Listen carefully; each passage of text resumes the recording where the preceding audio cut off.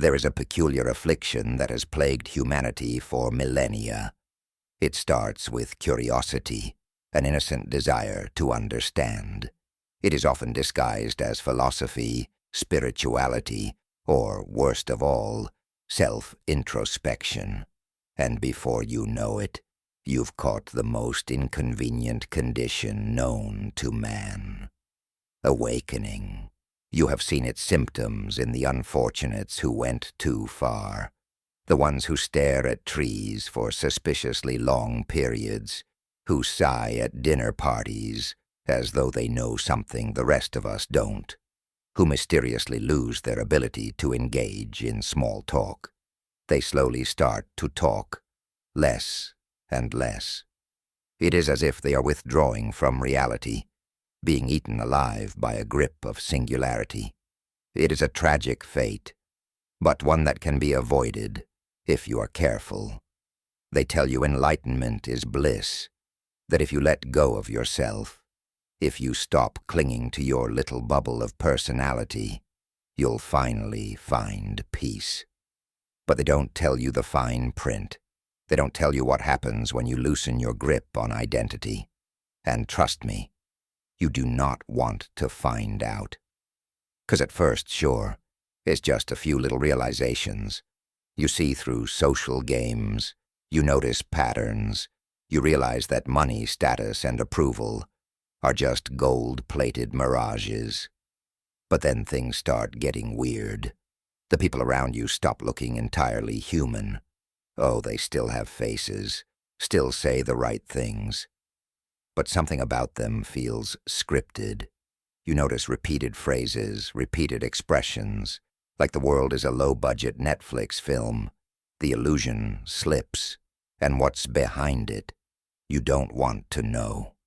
So do not let go, not if you value your current well-structured individual existence, because the second you loosen your grip on yourself, just slightly, you might start noticing things. Unfortunate things, like how much of your life is habit, like how your desires are mostly borrowed, your fears conditioned, your attachments flimsy. You might catch a glimpse of how everything you've built is made of sand, and worse. You might stop caring. One day you wake up, stretch, and feel like a marionette. Your limbs don't quite belong to you. Your face in the mirror, a mask. Your own voice will sound foreign to you. You say words and wonder, who is speaking through me? Even eating feels strange. You chew, swallow, and wonder, why does this body need fuel? Who designed this strange, fleshy machine? You start feeling like an operator in a biological robot. The seams between you and your body start showing. And when that happens, it's very, very hard to go back. You'd think sleep would be a refuge, but no, oh no. Instead, your dreams stop being dreams. They become something else. You will begin to remember, and it's not pretty. The memories, not just childhood memories, those are the easy ones. The first time it happens, it's a flicker, an inexplicable recognition, a name that carries a weight you cannot explain. The real problem begins when you remember things that don't fit.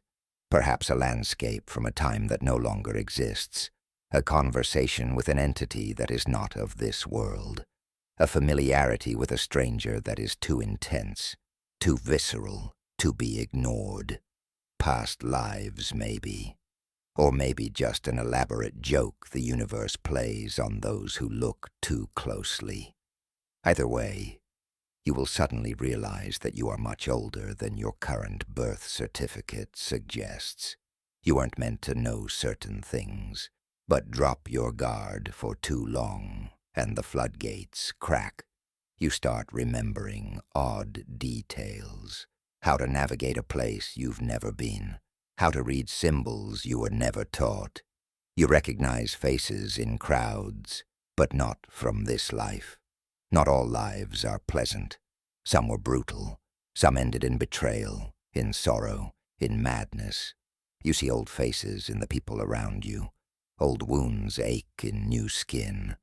You realize that relationships are not random, that every connection has a weight beyond this moment, and worse still, you understand that you have done this before. Again, and again, and again. This is not your first time at this game, and something about that knowledge is deeply, existentially exhausting. Worse still is sleep paralysis. You wake up, but you can't move. The air is heavy, and something is in the room, watching. Is it real, a hallucination? Hard to say, when your entire reality is starting to glitch. No one warns you that enlightenment is deeply inconvenient, because meaning is what keeps people anchored. Without it, what are you left with? A great yawning silence, a space so vast that it swallows everything, and you will have to sit in it, alone. Do you know what that's like? To sit in raw existence, without a story to hold on to. It is a terrible thing. You get liberated into the void, and you do not want it. And then, in a moment of pure catastrophe, you will find yourself unable to care about who is dating whom, which influencer has fallen from grace, or whether neutral-toned furniture is still in style, jokes aside. But if that happens, how will you relate to anyone? What will you talk about? What will ground you when you realize that nothing is as solid as it seemed? You might find yourself staring at a flashing screen, once hypnotic, now absurdly flat. The spell could break. One of the true joys of being human is the ability to wallow in a good complaint, to shake your fist at the sky and demand, why is life unfair? Why are things hard? But the moment you awaken, this privilege is revoked. At first, your friends will humor you, but soon they will miss the old you, the one who could rage against existence properly. Without any of this, everything is unfolding as it should nonsense. You will become suspiciously peaceful, dangerously unfazed, and in doing so, you will alienate yourself from the noble, time-honored tradition of collective misery. Just when you think you're free, when you have let go of identity, attachment, and all illusions of control, your ego will return with a vengeance. It will not go quietly. It will tell you that enlightenment is a phase, that you are ridiculous for believing any of this. It will suddenly develop an urgent desire for recognition, validation, and expensive cars. And if that does not work, it will whisper something even worse. Fine, you are enlightened, but you are the most enlightened. You are, in fact, quite special in your enlightenment. And just like that, you are back where you started, but this time with the added burden of spiritual arrogance. Keep your worries close. Hold on to your carefully constructed identity. Keep believing that your thoughts are original, that your problems are unique, that this is your first and only life. Because if you let go, even for a moment, you might see something you are not ready to see. And once you see it, you can never go back. Like Kafka's Gregor Samsa, who awoke one morning to find himself irrevocably transformed, we too risk an unforeseen metamorphosis.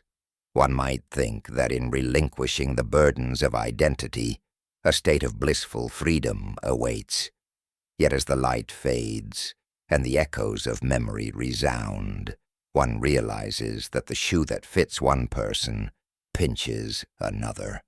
There is no recipe for living that suits all people, and the only thing we can do is to walk each other home.